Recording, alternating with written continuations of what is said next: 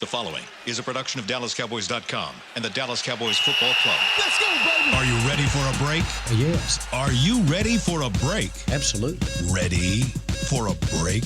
Yeah, and so much for that. It's time for The Break on DallasCowboys.com. We were on the break! With Nick Eatman, David Hellman, Ambar Garcia, and Derek Eagleton. It is Wednesday, May 29th, 2019, season 15, episode number 11. Welcome to another edition of The Break. We're live from the SWBC Mortgage Studios at the Star, and we're going to make this a habit if we don't do something about it, that we actually have all four of our members here on the show for a second week in a row. Good That's thing, right? What's going on? It's a good thing, right? We only have a few more shows before we kind of end for the little break here that we have before the season. I think this will be, after today, we'll have two more shows. And then we'll have our little break where we can kind of stop talking about football for a little bit. Break, huh? Break? Yeah. You see what I did there? You see what I did there? I get it. So you guys, I hope you guys enjoy this. And we got a lot to talk about today. We're going to talk about OTAs. It's the second week for the Cowboys in a 3-week series of OTAs. And then there'll be a mini camp there in the following week. And then we'll get into a little talk on Ezekiel Elliott and some of the challenges that he's dealing with right now, and find out from these guys how concerned they are that this could turn into something that could affect the Cowboys on the field. But before we do that, I want to talk about the OTAs. Last week was week one of their OTAs. And I just kind of want to throw it out and get some general observations. I know you guys were out there every day or at least Wednesday during practice. And so I wanted to get an idea from you guys of some of the things that you saw while you were out there, just to give our fans a little bit of a taste of what kind of stuff you can see while they have on shorts and T-shirts. Let's start with you, Nick. I think that the Kellen Moore era here for the offensive coordinator, I thought it's going to be interesting to see how it plays out when you wait till the games come and really get to see what kind of plays that he's calling. But I think from the first indication here at practice that you're going to see some differences here. You're going to see the way that the plays are, and Dak kind of alluded to this, is the plays will be the same. How they get there will be different, and they'll dress it up. You'll see a little bit more of these reverses. I think what you saw in the Rams game at the end, the way the Rams, what they were doing with a lot of their motion, jet sweeps, fake jet sweeps, you'll see some. You'll see some of that. That was the first thing that kind of popped out to me, just seeing how these guys are moving around a little bit different before the play. I agree with that, and it's definitely noticeable. I don't think they're going to overhaul the playbook, but I think, the personnel they use, the way they move it around, pre-snap motion, I know we've beaten into the ground, but it is something that we saw at practice last week. It seems like it's something Kellen Moore wants to implement. I don't want to get too excited about it just because it's May, and I want to, I feel like they did that stuff at training camp last year, and then it disappeared when the season started, which is, I don't want to get just absolutely psyched about that until I kind of see it in a more real environment. For me, I just like seeing the lineup combinations at this time of year. Connor Williams played left tackle last week, which, Tyron Smith, Lyle Collins, and Cam Fleming all sat out of practice. So that's a pretty huge caveat. It's not like he was... Basically, all the other tackles were gone. True, yeah. But there's 8 other guys they could have asked to play tackle. It was really unexpected. That's something that you don't expect the Cowboys to show the media. It's not a big deal, but still it was surprising. It's not a big deal, but it's not a deal. You know what I mean? You sure? Yeah. But he's their starting left guard. He was solid as a rookie, but he wasn't amazing. So you would think he needs all the reps he can get at the position you want him to play. And then a month after they draft Connor McGovern, and we're like, what does this mean for Connor Williams' future? They got him playing tackle? And again, I know all the other tackles were out, but they could have asked an undrafted. Jake Campos was playing right tackle.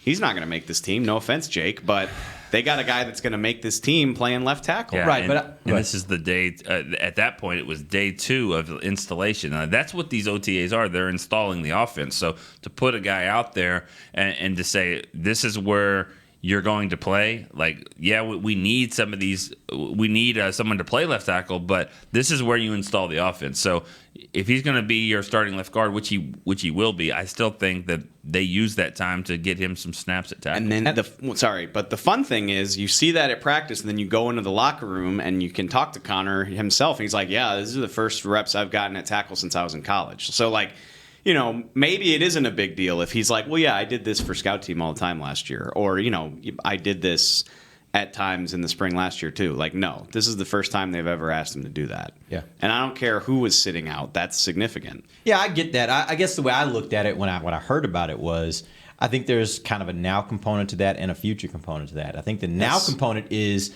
that of all the guys that you said they could have asked to do it, like you said, those guys are not going to be here. So the likelihood that Connor has to play tackle as opposed to any of those other guys is still much higher that Connor will get the opportunity than they will in the event they lost all those tackles, right? So if you're going to throw somebody out there to learn the position, put somebody out there that's going to actually be here. Now, but you don't do that unless in the future you're thinking, hey, it would be nice to get him some reps because there may be an opportunity next year, possibly, for him to play some tackle. So I think it says something about maybe what they think for the future. Obviously, doesn't make a whole big difference right now, but I don't think any of us are surprised by the fact that in the future they think he could possibly play tackle for them. But again, no one's surprised. Just surprised that they admit it. He's been saying it for a year that don't be surprised when this happens, and then they're going to tell you, oh, we're all along, and here it is. This is happening. This is exactly what Dave said a year ago. Maybe not a year ago, but like 6 months ago. Yeah. Mm-hmm. And what was that?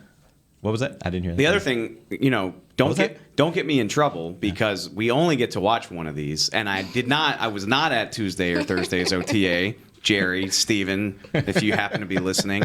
Yeah, how would Jason? This happened Wednesday. How would you ever see those? We only see Wednesday. Exactly. Yeah. Right. But so the point, there's two practices that the media is not there. So they had two practices to work Connor at tackle if they didn't want people to know, and they were like, whatever, we'll play him here on Wednesday. Who cares? So I do think that is somewhat significant. I'm kind of glad that they did that, though. You know, you're right. Most of the times in this organization, typically that's the kind of thing they don't want to put out there because it gets a lot of questions. But it is the thing that if you're thinking about it, why not give him, especially when all those other guys are out, why not give him a shot to kind of just see a little bit, let him have an opportunity to see what it's like, to start getting familiar with what his responsibilities are. I don't think there's anything wrong with that because you also can see, hey, do we think this is actually going to work? And if any opportunity you get to see if it's going to work before you get to the chance where you have to throw him in, it's a good thing. I would love it if he is, and Tyron is going to have vet days from now until the end of time. Now and at training camp, he's missed at least 2 games each of the last 3 years. So it's a decent bet he'll miss time in the regular season too. I hope he doesn't, but history indicates that he might. So I hope this continues. I hope this isn't just a May thing. I hope if Tyron is off on a Thursday at training camp, I hope that they find a way for that to mean Connor can play some tackle. But if Cam is healthy, you kind of want Cam to have those opportunities because once it gets to the season, he's going to be the guy out there if Tyron's not there. He can be the second team left tackle or something. I'm just saying. I think it would be smart. Just give him some opportunity. Yep. I see. All right, let's get some more observations. What were some other things that you guys may have noticed? Amber, is there anything that stood out to you? Well, by default, the way these practices are structured, usually the wide receiver and like the running backs are the ones who tend to stand out the most. One that caught my eye was Tony Pollard, who obviously he's a guy that we've been talking about since the draft, but I even know his number at the moment, and then I saw a guy, I'm like, oh, wow, who's that? And then, oh, that's Tony. So it's noticeable, the kind of speed that he has, the way he breaks. I like his awareness on the field. And again, these are light practices, but still, just being able to see a guy stand out among the crowd, it was still good. Another thing that I was talking to Dave and Brian that I wasn't thinking about was the kicker and like the realization of, man, they have not brought a kicker in yet. Probably will happen at training camp, but that's another thing that we tend to forget a little bit. I don't know. They should. Nick and Why wouldn't they? I asked Nick this question, and it was kind of tongue in cheek during practice last week. I said, What's the chances that the Cowboys midseason have a different kicker than they have right now?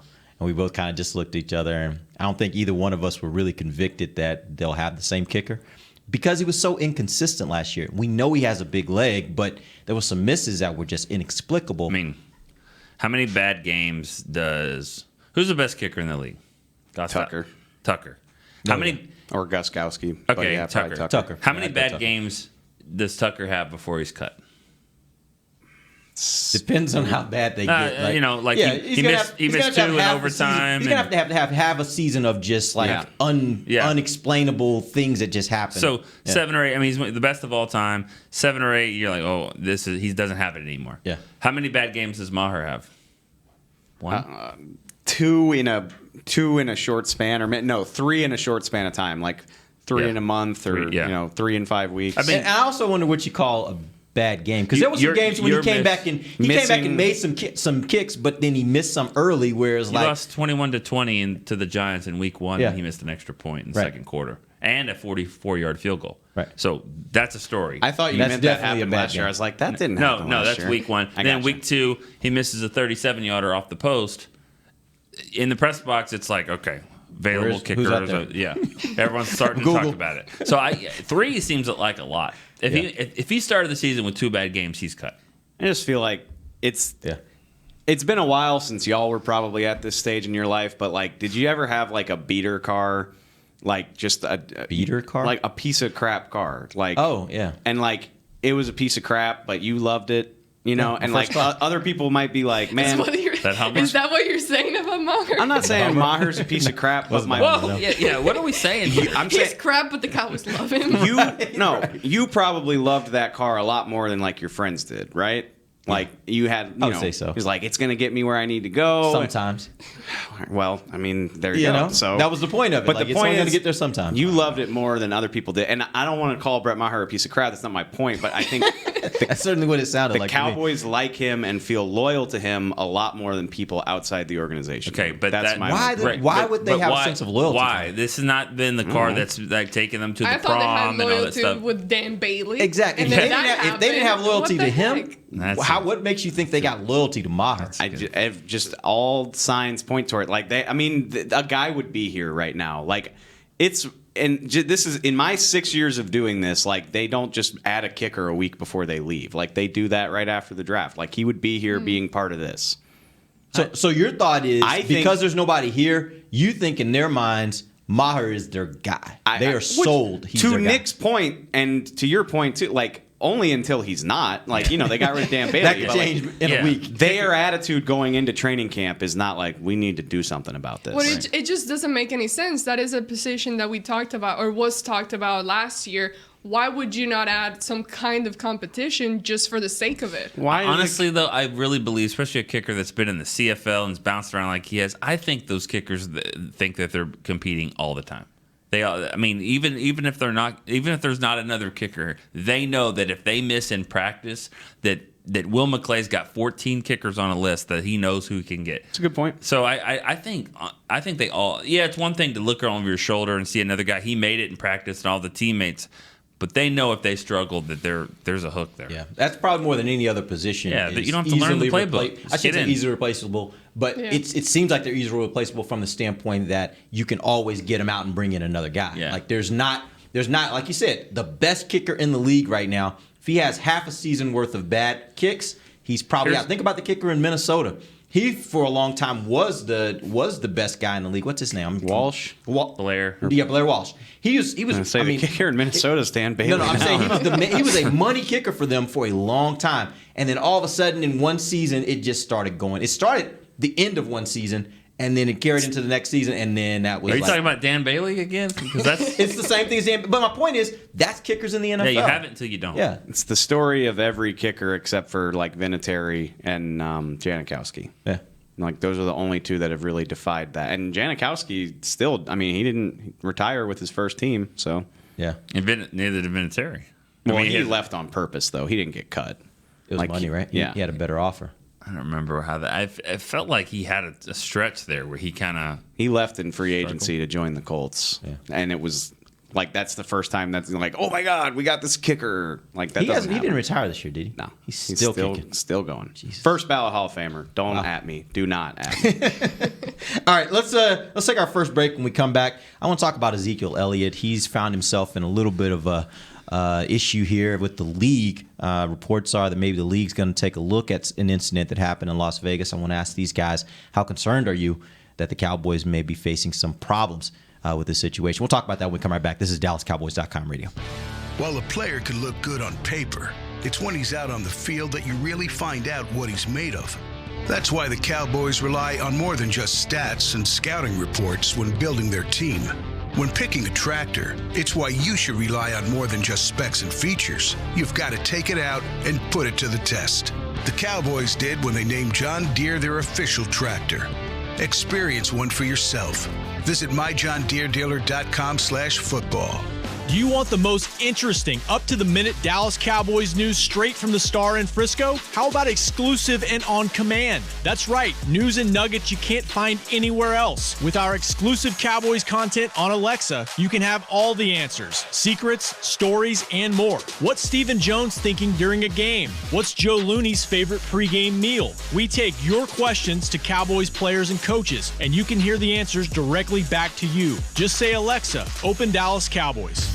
Want to use what the pros use? How about the official men's skincare brand of the Dallas Cowboys, Jack Black? Right now, you can get the Jack Black Starter, a curated collection of Cowboys locker room favorites for just $10 with free shipping. The starter includes 4 Jack Black skincare favorites, plus a full-sized intense therapy lip balm. Go to getjackblack.com/Cowboys and use the code word TEAMJB. That's getjackblack.com/Cowboys. The Jack Black Starter, $10, free shipping. The excitement of Dallas Cowboys football is back at AT&T Stadium. The place is going crazy in Arlington, Texas. Don't miss your chance to see the Cowboys live when they host their NFC East rivals, the Eagles, Giants, and Redskins, plus the Green Bay Packers and more. Elliott works his way through and walks the dog. Single game tickets are on sale now. Get them before they're gone. First and goal, quarterback sneak. Prescott pushes up the middle. Touchdown. Visit DallasCowboys.com to get your tickets today.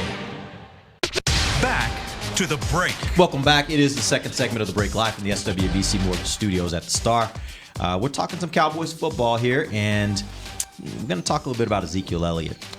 What was this? I think the report came out. Was that last week when the report came out? Monday last week, yeah.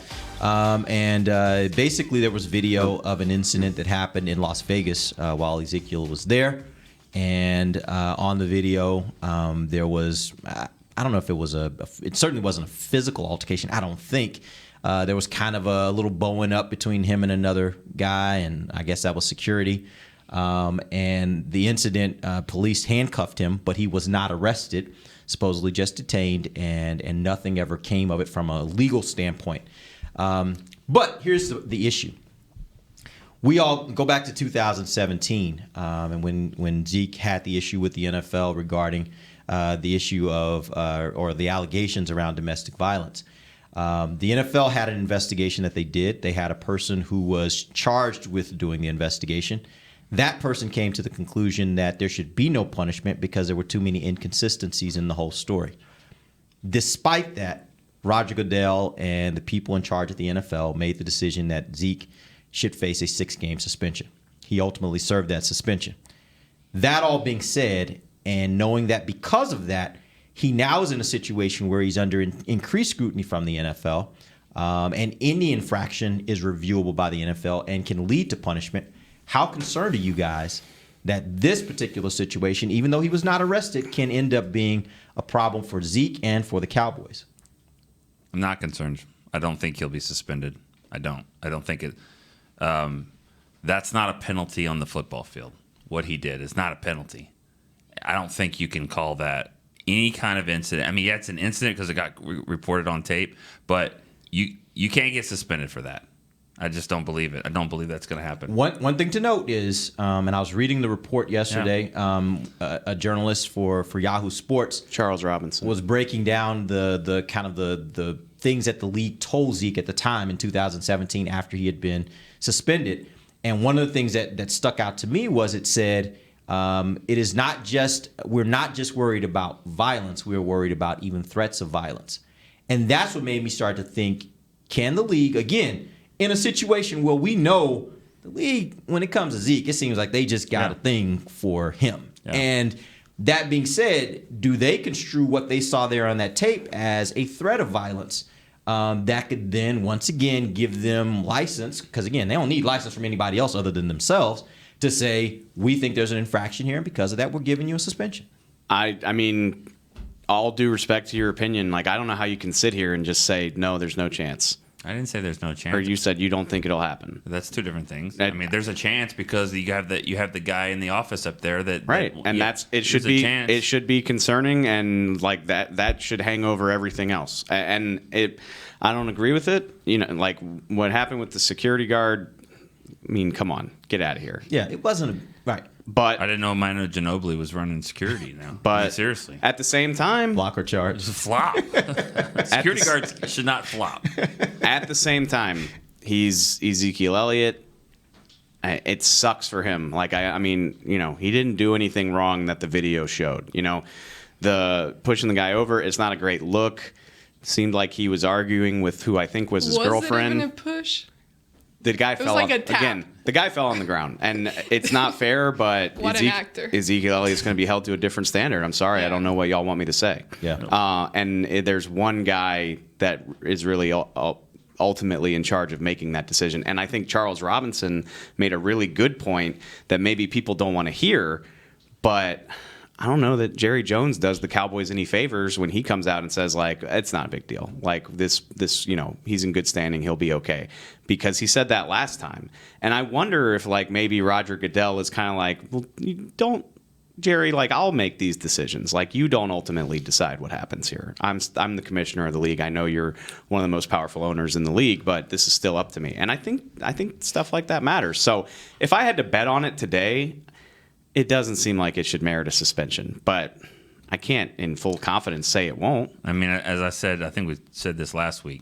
The guy who's not going to do well in this scenario is Tyrone Crawford, because I don't think that Zeke will get a suspension based off of that. But I think Tyrone Crawford will, because it's a similar you situation. think it'll be kind of transference of... If you can sit here and say, well, you know, the guy flopped and all that stuff, then look at not a whole lot of flopping going on in the video from Panama City. For a reason. Yeah. There's a lot of, that's a little more of a scary situation. And that's a great point. You know what I wonder here, and I think you guys both are going to say like a big hell no to this, but... You know, and as a referee, if you threw a pass interference penalty and it was questionable and everyone's going crazy, you're probably going to get a makeup call the next few plays. Is Zeke going to get a makeup call here? Do you think Roger Goodell thinks that he did something wrong? Because it only went to like 19 higher courts. No, he had every opportunity to make the decision that we all thought should have been made, and that's because.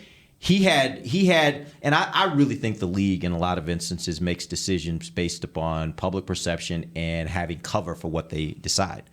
I think in this instance, because they had a private investigation, because the result of that private investigation was there should be no penalty, he had more than ample, and this is an independent person. This is not a person who is just like bound to the league. This is an independent person that made this recommendation and said nothing should happen. He had sufficient cover to be able to say, okay, either nothing or just because we had to go through all of this, we're going to give you a game or 2 games, right? The fact is they gave him 6 games. That says to me that Roger Goodell doesn't really care about what you're saying. Like, he doesn't really care about trying to make up for anything. He ultimately was like, I think that this guy's a bad guy and I'm going to punish him. Okay. Well, after that happened, you know, all Cowboy fans or other media members, whatever, you can find a similar situation, and it was the kicker for the Giants. I forgot his name. Brown. Josh Brown, maybe. Josh Brown. That's right. Yeah. Okay. Good memory. That was a lot of people were saying, hey. What about this? And it was blatant. Right. So that was very blatant. My point is that if he gets suspended again for this, how many forearm shoves that have taken place, somebody on camera, some incident. I mean, the guy that just signed with the Raiders, I mean, he seems like he's got a few things as well. So I'm just saying he's going to, at some point, Goodell's going to open himself up to, and he already has, a bunch of criticism. If you do this again, it could be really bad. I just don't see it happening. But it doesn't seem like he cares about criticism, because he's getting a ton of criticism and he keeps making these kinds of decisions. Not only does he not care about criticism, like if the NFL cared about congruence in their decisions, then we would be. I mean, like they do whatever they want with very little rhyme or reason. To me, the video hurts that case, because what he was going off of was, look at this report we have. We know things that are happening, 2 years ago. We know things. There's things in this report you don't even know about. See, that's the stuff we would hear, is that there's a lot to it. This, we all see it. He's not going to see anything that we didn't see unless there's another video that surfaces. So you can hide behind reports and 47-page reports that you don't know all the details that we know.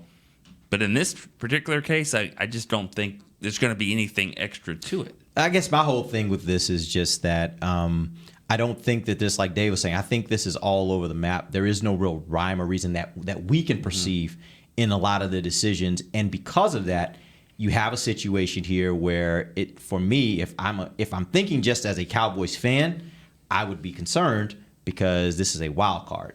And I know that they've suspended Zeke for 6. They gave him a maximum penalty for what many people thought should not have been a penalty. And this is a situation where he's on camera. And again, the league and Roger Goodell aren't necessarily concerned about whether you're breaking the law. They're concerned about how it reflects on the NFL, how much time is being spent on it, being talked about on talk radio and being shown on television, and how much of that video gets shown from TMZ across all the masses that affects what people think of NFL and NFL players. That's what they're way more concerned about, and that, for me, would be a bit concerning. I will say, it seems like this video, it seems like it's kind of faded into the backdrop. Like, we're not, I mean, obviously, like, we are a Cowboys talk show. Of course, we're going to talk about it, but it doesn't seem like this is dominating the first takes of the world anymore. So in that regard, maybe it's not. Did that article come out yesterday? Yeah, this week. Yeah. I mean, the holiday kind of messed me up, but definitely this week. So I don't know. I wouldn't be surprised by anything. That's the lesson that I took from the last one, is I was pretty dead sure that was going to blow over, and it turned into a 6-game suspension, which I don't think, obviously, that would really be stunning. But I don't know. And if I had to guess, this will play out. Like, we probably won't hear anything about Zeke or Tyrone until August, if I had to guess. Does this at all change, or how does it, if so, change your opinion of Zeke and his level of maturity? Was there anything in that video that changed your thoughts there? No. And I think I'm really glad he did not even touch the girl to even grab her. Like, he would just stand in front of her and, like, block her just by him standing. Because had he just grabbed her arm or something, that would have blown up. Yeah. And that would have been a total mess. So I'm really glad. And I think we can all agree on this. We have seen a tremendous difference from Ezekiel Elliott 2 years ago to the one that he is now. So I don't think this changes anything. It does for me, because not from what I because of the camp. Yeah, and I said this last week. Because of the what? I'm sorry. Because of the camp he had the next day. Yeah, I mean, you are 9 hours removed from being on the field from Dallas to Las Vegas. You're in Las Vegas. 9 hours from now, you're going to be in Dallas with these kids that paid a lot of money for you to be there and to give them your best. And he's superhuman on the field, and so maybe he was absolutely at his best at noon, but I don't know. I just... Is that really fair, though? Because I like to put it in the context of myself. When I was a young man and out having a good time, like, I didn't think necessarily me going out tonight and having a great time had anything to do with my ability to get up the next day and do my job. And I know you and I, like, when we were young, when we could actually do it, at training camp, we go out and we'd have a great time at night, and the next morning we were up and at them at 7:30, 8 o'clock, ready to do work, right?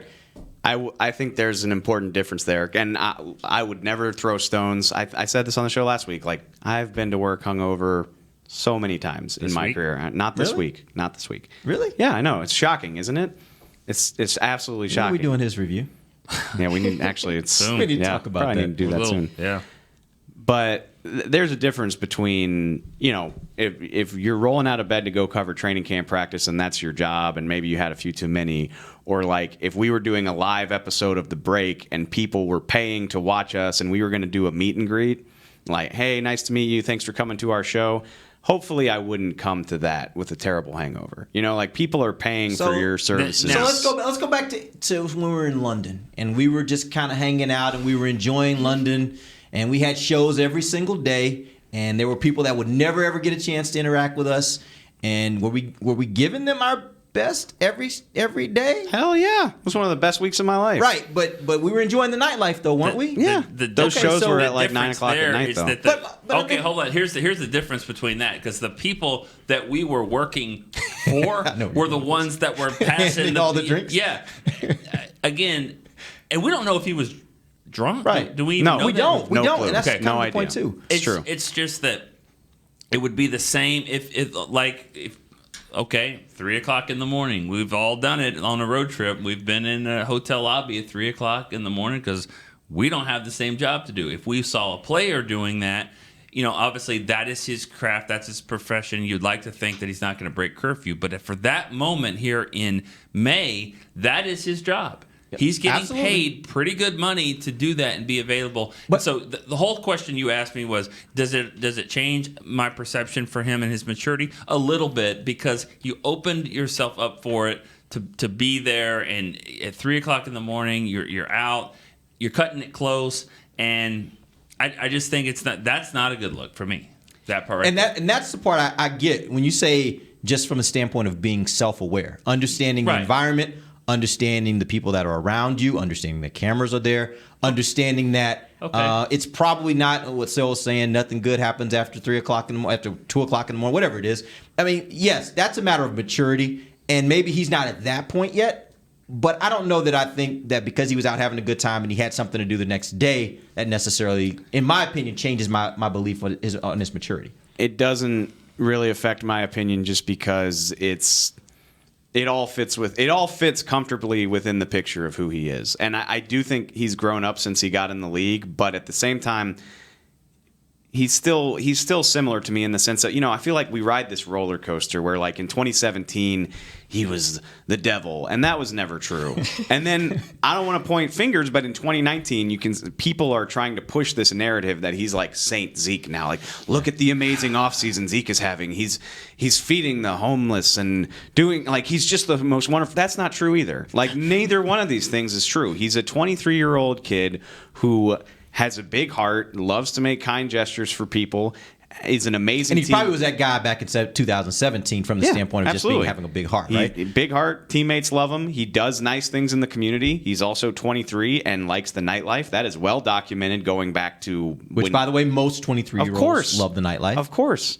Loves to have a good time. He can be kind of moody. He can be kind of grumpy. He can also be like the happiest dude I've ever seen. It just kind of depends on when you catch him. Like, are you describing him or you? Well, maybe that's why we get along. I don't know.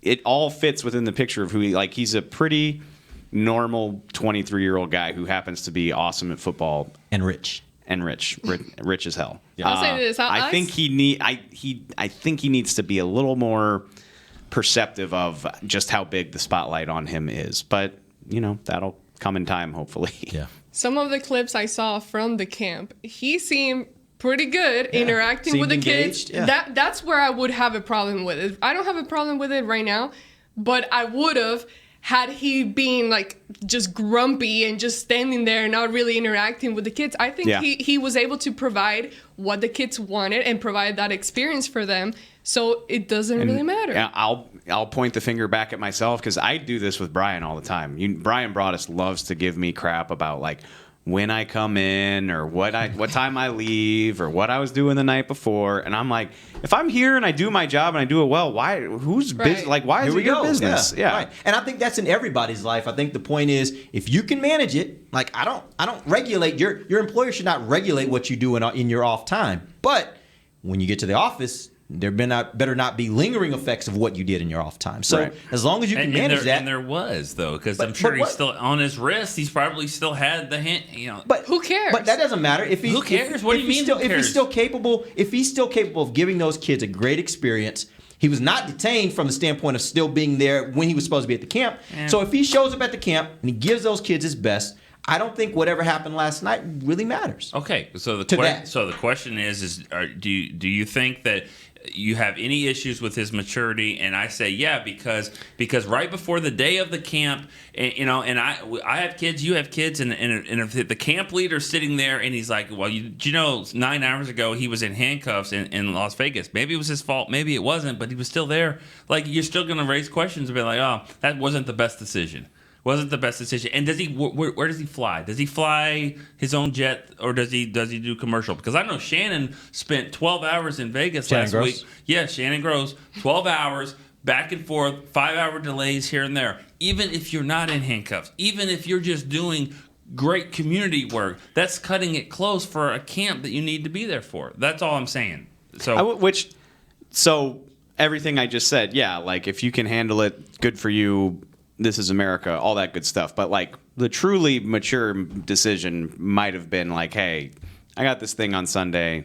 I'll probably just kick it in Dallas, and Vegas will be there another weekend. And when I was 23 years old, I wasn't mature either. I don't even know if I am right now. So the question about being mature, like, does that really even matter? No, I don't think he's that mature, but I think he's one hell of a football player. He's still learning. He has a good heart. The same guy that's paying for a funeral for a kid that was he murdered in St. Louis? Shot. Yeah. Shot. Yeah, I mean, it's a terrible story. That's great. But that guy, still, it's okay that he likes to go out and have fun. Everyone does.